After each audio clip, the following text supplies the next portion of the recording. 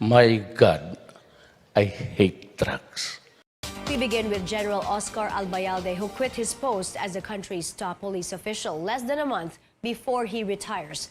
That's after a series of Senate hearings that zeroed in on the alleged corrupt practices of prison and police officials and on an irregular anti-drug operation in Pampanga 6 years ago. Albayalde was then the Pampanga Police Director. He has denied any links to that operation. But if Albayalde insists he did nothing wrong, why did he relinquish his post? Our George Cahiles tells us that. It's a Monday morning. Police General Oscar Albayalde emerges from the rows of star-rank officers who, one by one, greet and shake his hand. Some even offer a salute. Became extraordinary with the biggest announcement of the day.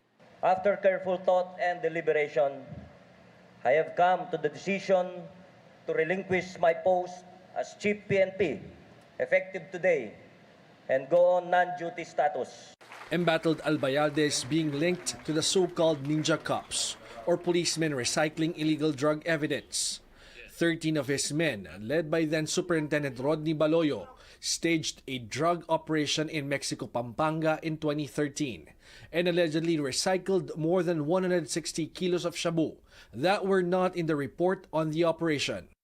Albayalde was then the Pampanga Police Chief and has earlier denied any links to that controversial operation. Labis na naapektuhan ang kanyang personal na buhay, maging ang kanyang pamilya. So, maring ito rin ay isa sa mga nagbigay or naging dahilan para talagang mag-decide na siya na bumitiw na sa pwesto. Member pa rin naman si General Albayalde ng PNP. Mananatili siyang member ng PNP hanggang sa November 8. A simple turnover ceremony with Interior Secretary Eduardo Año took place right after he announced his resignation from his post. Albayalde entrusted the organization to the PNP Deputy Chief for Administration, his classmate at the Philippine Military Academy, Lieutenant General Archie Gamboa. The instruction of the President is that I'll be OIC while he's looking for the permanent Chief PNP and continue the work that the PNP should do on a daily basis. No? So hindi naman ibig sabihin na nagpalit yung chief, biglang bumitaw, etc. That we say, oh, stop tayo muna kasi mag-reflect muna tayo and then we'll think of things how it's going to be. We expect these things to happen. And we are and we should be ready with these kind of things happening in the organization. The National Police Commission's review of the controversial Mexico-Pampanga operation is ongoing, and Albayalde's possible liability in that flawed operation is still being looked into.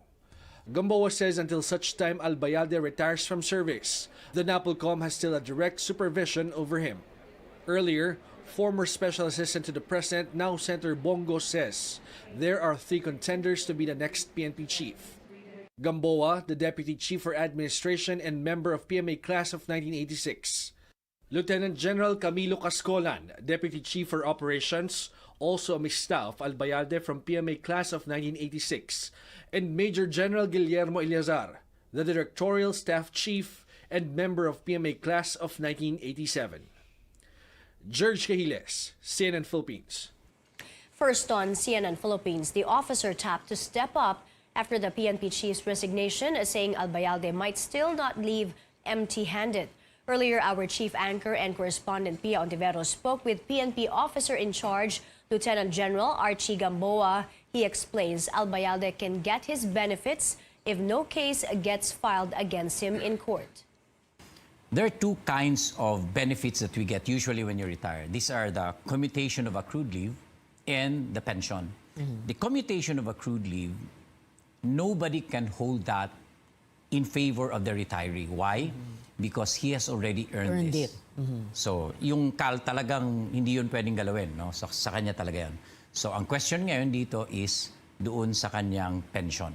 So, yun yung consequences if he gets a lump sum and then if he has an outright pension. And if charges prosper in court against him, or if there are charges filed, criminal charges filed, then mahuhold ang pension, even if it is within the 3 months after retirement Yes, date, which is November 8. Yes. Because again, like I was saying, there is that possibility pinag-uusapan nga ng mga senators. So in other words, on November 8, pag-retire ni Sir Odi, he will get the Commutation of accrued commutation leave. of accrued leave or CAL. Pero the November 8 is like 3 weeks away. So question mark pa yung pension. Ganito kasi the reason why there are requirements when you go lump sum, because when you go lump sum for the next 3 years, you won't get compensation. And sometimes in criminal cases, the final decision would entail like damages. So they have to claim something from the respondent or from the accused. Now, if nalamsam na niya, wala nang pwedeng takbuhan yung claim, civil claims or damages. Well, how will this matter let's say the Senate comes out this week with their final report, and then there are recommendations for charges, and then November 8 ang Well, pagdating ng November 8, if there are no cases filed, then he can get his benefit. no cases filed, meaning it has to be sa prosecutor. Yeah, Hindi No, recommendation I ng think Senate. it's with the courts. With the courts. The courts talaga. Baguio City Mayor Benjamin Magalong hopes General Oscar Albayalde will still be held accountable even after he relinquished his post. Magalong is a former chief of the PNP Criminal Investigation and Detection Group. He testified against Albayalde in the Senate hearings on the Ninja Cops controversy. Kailan pa rin niyang harapin kung ano yung nakitang ebidensya at kung ano yung resulta ng investigation ng Department of Justice. Dapat managot siya. Sabi nga ni Senator Gordon, lumalakas yung ebidensya. Maski nasabihin mo nating circumstantial lang, kung na-establish mo, there is an unbroken chain of events. Na-establish mo yon, malakas na ako na rin yung ebidensya laban sa'yo. Ganyan ang circumstantial evidence.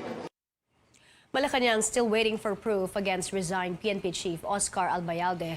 Until now, the palace says there's no clear evidence that will show how Albayalde profited from the illegal drug trade. Presidential spokesman Sal Panelo adds no charges have been filed against Albayalde despite investigations linking him to the so-called Ninja Cops. Panelo himself has doubts on revelations made in the Senate's ongoing investigation. He took exception to the testimonies of retired police generals Rudy Lacadin and Benjamin Magalong. Naman doon sa statement ni General, meron siya sinabing, hindi ko alam kung nagbibiro o hindi. Sa hukuman hindi pwede yun. Pag ganyan ang salita mo, wala na. Dismiss ang kaso mo. Ang kay Mayor Magalong, with due respect to you, ang naririnig ko rin kasi parang hearsay din, parang hindi personal knowledge. Hindi rin papasok sa hukuman yun.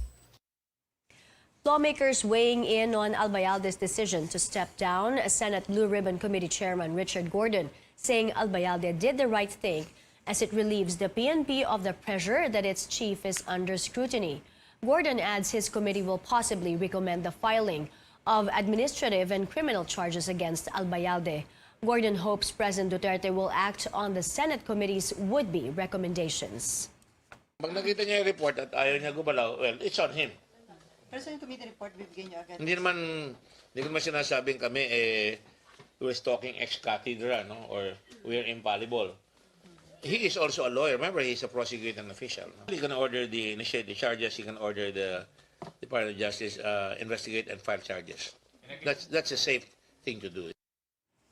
Senator Bongo, meantime, revealing that President Duterte initially wanted Albayalde to go on a terminal leave amid the Senate probe into the Ninja Cops issue. Go adds the president discussed that with Interior Secretary Eduardo Año. He also says Albayalde expressed his intent to resign when he met with Año on Saturday. Nagtugma naman po yung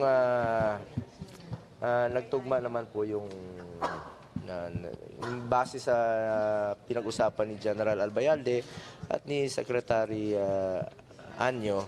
Ayun naman po talaga raw po ang plano ni General Albayalde. Dahil talagang na rin po, talagang nahihirapan na rin po siguro si General Albayalde sa pamunuan yung PNP while ongoing po itong investigasyon. At bigyan po ang Pangulo ng sapat na panahon na pumili ng kanyang magiging bagong chief PNP.